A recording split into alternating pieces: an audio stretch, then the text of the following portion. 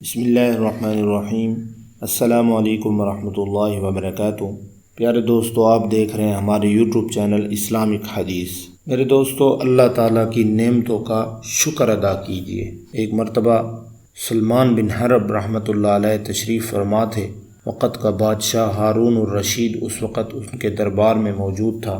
ہارون الرشید کو پیاس لگی۔ اس نے اپنے خادم سے کہا کہ مجھے پانی پلاؤ۔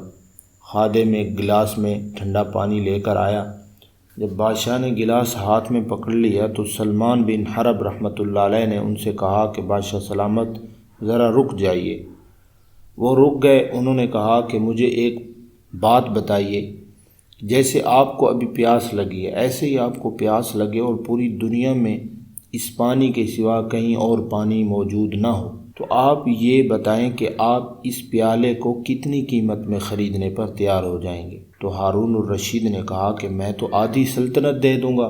پھر سلمان بن حرب رحمۃ اللہ علیہ نے فرمایا کہ اگر آپ یہ پانی پی بھی لیں اور یہ آپ کے پیٹ میں چلا بھی جائے، لیکن اندر جا کر آپ کا پیشاب بند ہو جائے اور پھر وہ نکل نہ پائے، اور پوری دنیا میں صرف ایک ڈاکٹر یا ایک حکیم ہو جو اسے نکال سکتا ہے، تو بتائیے کہ اس کو نکالنے کی کتنی فیس آپ دیں گے؟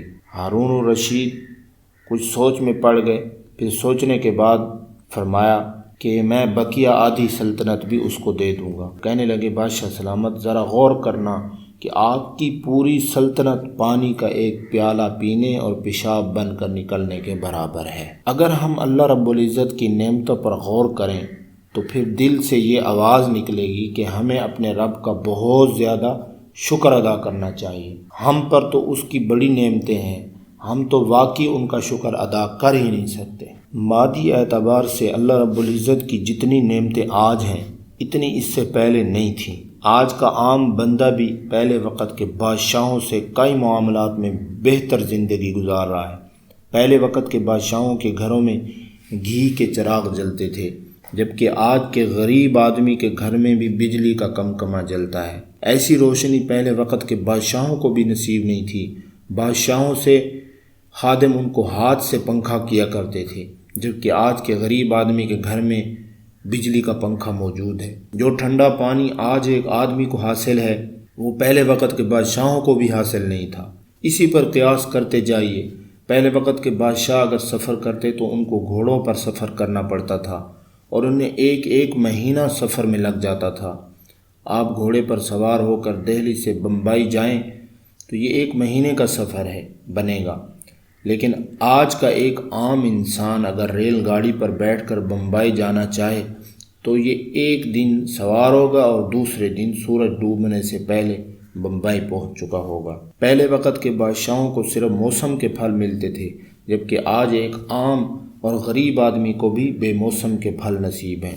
پہلے علاقائی پھل ملا کرتے تھے، جبکہ آج آدمی کو دوسرے ملکوں کے پھل بھی حاصل ہو جاتے ہیں اور وہ مزے سے کھا رہے ہوتے ہیں۔ اللہ تعالیٰ نے اپنے بندوں کی کمزوری کو دیکھتے ہوئے یہ نعمت اب عام کر دی ہے۔ گویا مادی اعتبار سے نعمتوں کی جتنی بارش آج ہے اتنی پہلے کبھی نہیں تھی، لیکن اس کے باوجود اللہ تعالیٰ کی جتنی ناشکری آج ہے اس سے پہلے کبھی نہیں تھی۔ جس کی زبان سے سنو اسی کی زبان پر ناشکری ہے۔ ہر بندہ کہے گا کہ کاروبار اچھا نہیں ہے، گھر میں مشکلات ہیں اور صحت خراب ہے۔ ہزاروں میں سے کوئی ایک بندہ ہوگا جس سے بات کریں تو وہ اللہ کا شکر ادا کرے گا۔ آخر وجہ کیا ہے؟ کھانے پینے کی بہتات کا یہ عالم ہے کہ آج کا فقیر اور بھکاری بھی روٹی نہیں مانگتا، بلکہ سگریٹ پینے کے لیے وہ 10 روپے مانگتا ہے، اس لیے کہ اسے نشہ کرنا ہوتا ہے۔ مزید بات یہ ہے کہ وہی بھکاری موبائل فون اٹھائے پھر رہا ہوتا ہے۔ تو جتنی نعمتیں اب ہیں یہ پہلے زمانے میں نہیں تھی، تو اس لیے ہمیں ہر وقت اللہ رب العزت کا شکر ادا کرنا چاہیے۔ جیسی تیسی حالت بھی ہو ضرور اللہ کا شکر ادا کرتے رہا کریں۔ میری دعا ہے اللہ تعالی ہمیں اپنی نعمتوں پر شکر ادا کرنے کی توفیق نصیب فرمائے۔